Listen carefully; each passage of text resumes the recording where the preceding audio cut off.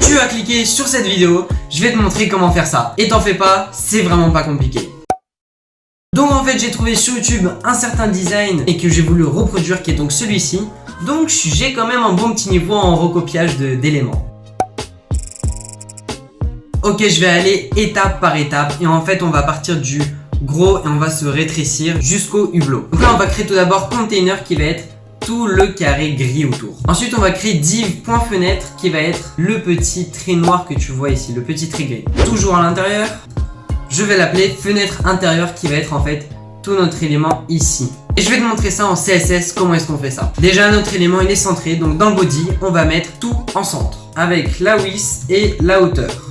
Également c'est pas du pur blanc qu'on a, mais on a ça. Donc je le copie et je le colle. Donc ensuite le container on va lui marquer sa width et sa hauteur de 700 pixels les deux, avec un border radius qu'on va mettre quasiment maximal, c'est-à-dire 100 pixels. Et une background color comme ça. Donc voici notre point de départ. Ok, ensuite on va passer à notre fenêtre. Donc voilà, je lui donne sa hauteur et sa largeur avec un border radius à l'infini comme ça, c'est vraiment rond. Et voici ce que ça nous donne. Nous, on veut le centrer. Donc on marque ici tout ce qui est display flex, etc. Voilà, comme ça. Et hop, c'est centré. Ensuite, on passe à fenêtre intérieure. Alors comme tu peux le voir, c'est un petit dégradé en fait qu'ici qu'on a. De là jusqu'à là, on a un petit dégradé de couleur. Donc hop, je lui marque sa longueur, sa largeur et évidemment un border radius au maximum. Et donc pour le dégradé, je vais marquer background linear gradient. Nous ce qu'on veut c'est que ça soit dirigé vers en haut à droite. Donc on va marquer tout top right et je vais marquer les deux couleurs. Donc les voici. Et ça, c'est ce que ça nous donne. Il faut qu'on le recentre encore une fois. Donc dans fenêtre, on va marquer la même chose. Nous y voilà.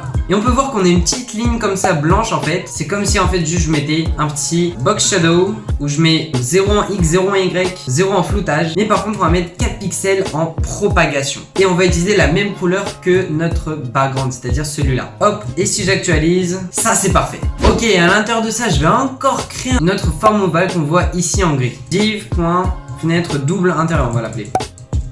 Et je vais lui mettre la même couleur que celui-là qui est juste ici. Et bien évidemment, faut toujours le recentrer. Donc ici, on remarque tout ce qu'il nous faut. Et hop, c'est parfait. Au niveau de l'hublot, on est déjà pareil. Maintenant, ce qu'on va faire, c'est qu'on va insérer notre image de l'avion.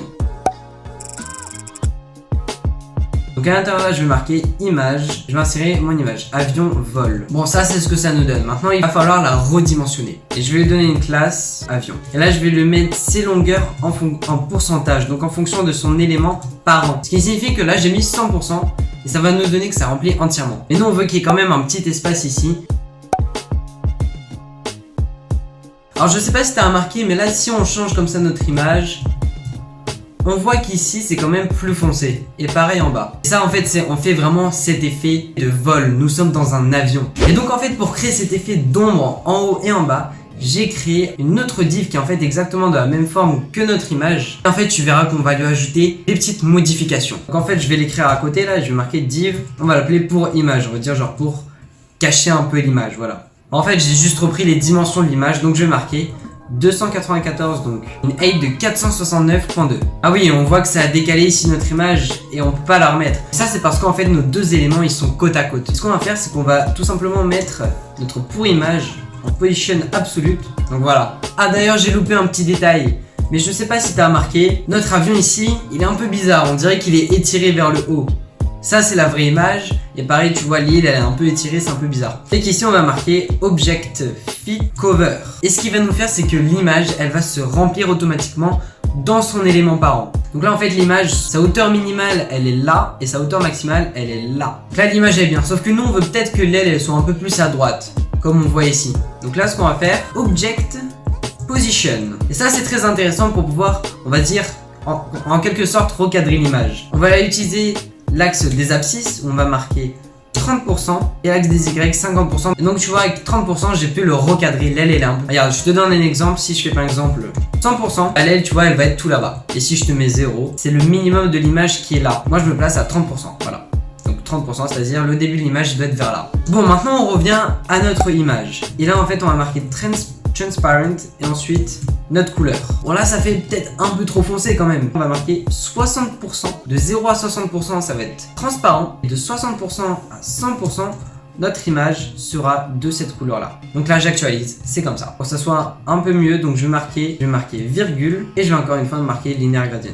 Là je vais marquer pareil, transparent, virgule, notre couleur. Et là je vais un peu changer, je vais marquer plutôt 40 et là on va marquer 100. Et là hop, si j'actualise, c'est parfait, on est exactement pareil. C'est magnifique. Ok, on a déjà fini ici entièrement notre partie préparatoire, on va dire, notre visuel. Donc là si on compare, on est exactement pareil, voilà.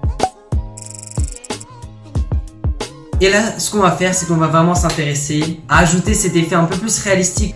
Et ça, j'ai galéré quand même. Mais en fait, c'est très simple. Et on va marquer une div information. Ou en fait, ça va être tout ça en fait. Dans ce div information, en fait, je vais créer une partie haute information et une partie basse information. Je vais commencer avec la partie basse parce que c'est ce qui nous intéresse le plus pour le moment. Et dans celui-ci, là, on va s'intéresser vraiment au reflet. Bon, déjà, on a l'information. Ce qu'on va faire, c'est qu'on va lui mettre une hauteur quand même plus petite. Et bien évidemment, on va encore le centrer. Donc en fait, là, je vais créer un sort de rectangle et qu'en fait, que je vais placer vraiment sur la partie en bas à gauche. Et là, je vais marquer un border radius, mais uniquement sur le côté en bas à gauche. Position, relative. Et hop, c'est tout de suite mieux. En fait, ce que je fais, c'est que je mets une ombre à l'extérieur de notre élément qui est juste ici. Ça nous donne ça. Maintenant, en fait, ce qu'on va faire, c'est que je vais rajouter une ombre, mais vers l'intérieur. Ici, je vais marquer virgule, inset pour l'intérieur. Et là, avec les petits paramètres. On va un peu remonter la box, donc on va marquer 240 par exemple. S'il y a quelqu'un d'ailleurs qui s'y connaît, qui pourrait faire un sort de petit effet de comme ça de reflet, je voudrais bien, ça m'aiderait parce que j'ai passé du temps dessus et c'est quand même pas 100% perfectionné. Maintenant, on va vraiment passer sur le côté texte. Ok, on revient dans notre HTML. Je vais mettre en place la petite icône ici qu'on voit. Ensuite, je vais mettre tout le texte. Oula, il y a quand même beaucoup de choses qui sautent aux yeux là. Mais là, ce qu'on va faire, c'est qu'on va tout simplement délimiter notre second information. Et on va marquer width 100%, height de 50%. Et en lui marquant position absolute, je vais également rétrécir notre petite image. Donc, je vais marquer information IMG, une petite hauteur de 50 pixels. Et voici ce que ça me donne. Donc là, en fait, tout est placé. Maintenant, il faut tout mettre au centre. Voilà, donc de cette manière-là, flex direction, colonne. Nous, on veut que ça soit quand même un peu plus bas, donc je vais marquer padding top 50 pixels. Ouais, ce que je vais faire, c'est que notre petit texte ici en blanc, je vais le personnaliser, donc j'ai marqué font size 16 pixels et en blanc. Et maintenant ici, le texte transparent, je le mets donc en blanc. Et là, en fait, je vais mettre une opacité de 0,4. Et ce qui nous fait ce petit effet de gris, en fait. Ah, d'ailleurs, on a aussi l'avion qui est un peu en gris, donc on va aller sur notre image et on va lui marquer opacity 0,4. Je vais aller dans Google Fonts et j'en ai trouvé un très sympa, c'est le Poppins. Je le copie entièrement, je colle ici dans l'HTML et là dans la petite étoile, c'est le font family que je colle. Et donc ici je regarde, on a exactement le même. Ok, on est déjà presque à la fin au niveau du design, il nous reste plus que le haut ici à faire. Bon, moi je vais me prendre une petite pause, je te dis à tout à l'heure. Ciao. Bon, me revoilà, on a fait notre seconde information. Maintenant, on va passer au first information. Div.first information. Et on va commencer tout d'abord avec ce demi-cercle qu'on voit ici. Mais en fait, il n'y en a pas un, il y en a un deuxième qui est le gris là. Et ça, c'était nouveau pour moi, mais tu verras. En fait, je marque SVG et à l'intérieur, je vais marquer circle. Et là, en fait, ce que je vais faire, c'est que je vais donner ces dimensions directement là. Donc, je vais marquer CX 115 pixels, CY 115 pixels aussi, R 115 pixels. Donc là, en actualisant, c'est ça que ça nous donne. Il faut mettre en place le first information. Donc c'est la partie haute et je vais lui mettre un border radius en haut à gauche et en haut à droite. Alors on voit que le cercle il est complet, mais en fait il est coupé parce que le SVG en lui-même il est plus petit. Donc je prends notre SVG que je mets en absolute et on va lui mettre la même hauteur que notre cercle, 230. Voilà. Et je vais directement passer au premier cercle. Stroke, notre couleur, fill none et stroke width 4 pixels. Bam, en fait c'est sa bordure. Là on voit que ça dépasse un peu, donc ce qu'on va faire, on va le déplacer. Mais donc ça coupe quand même ici et ça c'est parce que le SVG il est pas assez grand. Donc on va l'agrandir à 240 pixels. Voilà, et on le décale un peu. Donc ici on va marquer top 0 et left moins 5 pixels. Ensuite tu verras, je vais marquer stroke dash array. Et là en fait il faut marquer le maximum. Donc ici par exemple je rentre 200 et en fait je vais faire que de l'augmenter jusqu'à qu'il soit complet. Hop, je vois, c'est 723. Et donc c'est ici, je vais marquer 723. Et je vais également marquer un dash offset qui va être en fait la suppression de notre bordure. Et donc si je le rétrécis, la bordure va s'allonger. Bon, on le met en 723. Et je marque stroke line cap round qui va faire que la bordure va être un peu plus arrondie. Et vu qu'on veut que ça commence uniquement à partir de là et que ça va vers la droite, ce que je vais faire, c'est que je vais rotate notre SVG 180 degrés. Bon, et on voit que le cercle il est un peu décalé, donc ce qu'on va faire, c'est qu'on va... Et donc en fait, il faut marquer juste width 240 pixels. Ok, ce que je vais faire, c'est que je vais lui rajouter une animation. Et je vais lui rajouter l'animation. Donc dashboard, on va dire 4 secondes, forwards. C'est parfait. Si admettons je marque 600, bam, juste un tout petit peu. On a également ici un petit élément gris qu'on va rajouter, en fait c'est juste un deuxième cercle, exactement pareil. Je vais lui copier-coller tout pareil là. Là je vais marquer stroke dash array, et là je vais marquer la moitié pour que ça soit un demi-cercle. Ok Google, 723 divisé par 2. La réponse est 361,5. 723 divisé par 2. La réponse est 361,5. On lui met toujours un petit round et une couleur de gris. Et le voilà le gris. Ah, et le blanc il apparaît pas parce qu'il faudrait le mettre en premier, comme ça. Maintenant ce qui nous reste c'est uniquement le texte. Tableau vitesse. À l'intérieur je vais marquer tableau vitesse texte, où je vais marquer en fait tout notre texte. Mais également je vais marquer les petits traits. Les petits traits, je te parle bien de ceux-là. Je vais sélectionner notre tableau vitesse et je vais mettre un display flex et je vais tout center. Donc ça c'est ce que ça nous donne, et là je vais personnaliser rapidement notre petit texte détail. Donc de cette manière là, avec un petit padding top, il y a une différence entre les deux. Et ensuite le texte tableau, je le prends et là je vais juste tout aligner. Flex direction colonne. Voilà. Alors là on va passer à la personnalisation de nos petits traits. Ici je rajoute chacun de nos traits, donc trait div.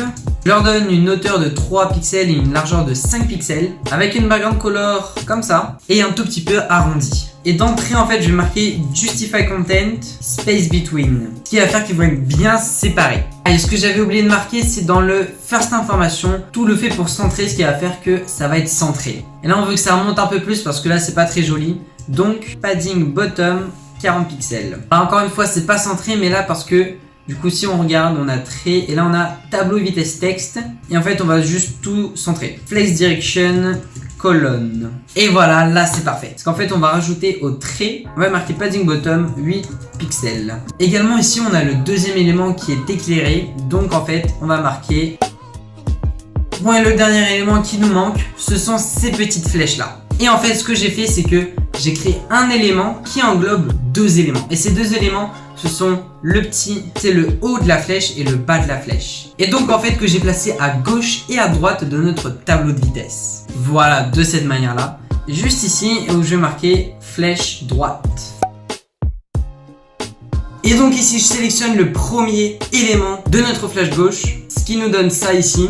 Et ensuite ici le deuxième élément qui est en fait ici comme ça, et qu'en fait je repositionne avec une position absolue, ce qui nous donne ça. Je fais tout pareil avec notre flèche droite, donc je copie-colle le tout, et là je change les valeurs, et bam je réajuste ici en marquant right, voilà. Maintenant la partie la plus intéressante, qui est donc le JavaScript, pas main.js. Et en fait nous ce qu'on veut c'est que les animations apparaissent dès le lancement de la page. Pour cela je vais marquer document.add_event_listener et là je vais sélectionner le DOM content loaded. Et ici on commence avec le petit icône avion. Donc ici dans l'HTML, à notre icône je vais lui donner une classe de icône. Et que je vais marquer ici dans CSS, icône, je vais marquer opacity 0, donc il est plus là. Et là écoute-moi bien, dans JavaScript ce qu'on va faire c'est qu'on va le reprendre notre élément icône. Ok, et qu'est-ce qu'on va faire avec? Eh bien c'est très simple, même moi qui suis pas fort en JavaScript, j'ai quand même réussi à le faire sans m'aider d'internet. Donc bam, j'écris set timeout. On va faire icône.classlist.add. Et en fait ce que je vais faire c'est que au lancement de notre page, je vais lui ajouter une nouvelle classe qui va être icône active et qu'on va faire environ une demi-seconde après le lancement de la page. En CSS ici on a notre icône et là je vais marquer .icône active. Et là je lui remets son opacité de base qui est de 0,4. Donc je marque ici transform translate -20 pixels en Y. Et ici je vais marquer 0,0 de cette manière là. Et en mettant donc une petite transition d'admettons 0,7 secondes, si j'actualise, bam, il apparaît super classe.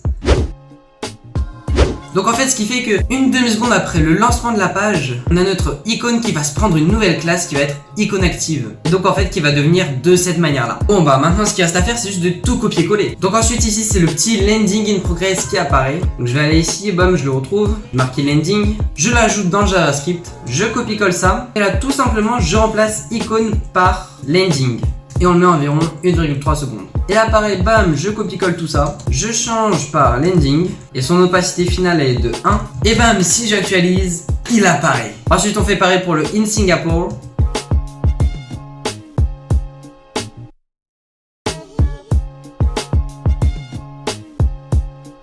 Ensuite, on fait apparaître notre demi-cercle.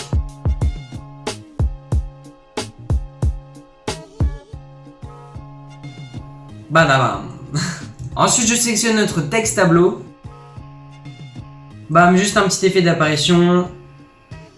Et voilà. Et voilà, on est bon là. Et là, on va faire le petit effet des petites flèches. En fait, on va les écarter comme ça.